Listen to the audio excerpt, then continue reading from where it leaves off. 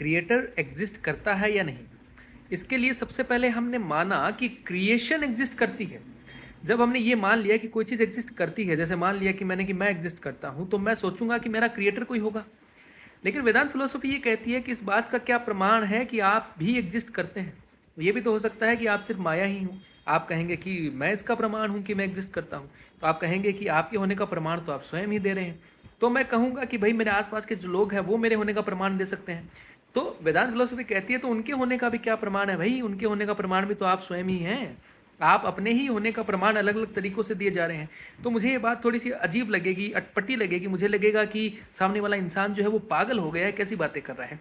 आप इसको ऐसे रिलेट कीजिए कि आपके दिमाग में एक सपना चल रहा है, उस सपने में बहुत सारे लोग हैं, तो वो क्या सारे लोग रियलिटी में एग्जिस्ट कर रहे हैं। तो आप कहेंगे कि हो सकता है वो लोग एग्जिस्ट नहीं कर रहे, लेकिन कोई इंस्ट्रूमेंट तो हमने जो आविष्कार किए हैं वो तो एग्जिस्ट कर रहे हैं। तो उस सपने में सारे इंस्ट्रूमेंट भी आप मान लीजिए, तो क्या वो सारे इंस्ट्रूमेंट रियलिटी में एग्जिस्ट कर रहे हैं? जी नहीं, वो तो केवल केवल और केवल आपके ब्रेन में ही तो एग्जिस्ट कर रहा है, आपके मन में एग्जिस्ट कर रहा है। जैसे ही आप सपने से जागेंगे वो सारी चीज़ें चली जाएंगी।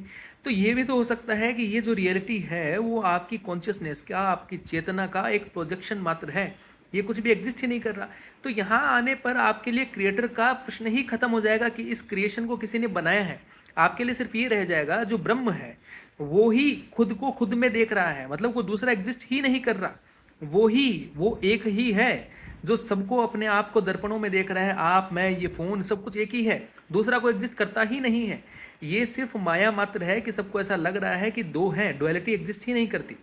ये है हमारी अद्वैत फिलोसफी।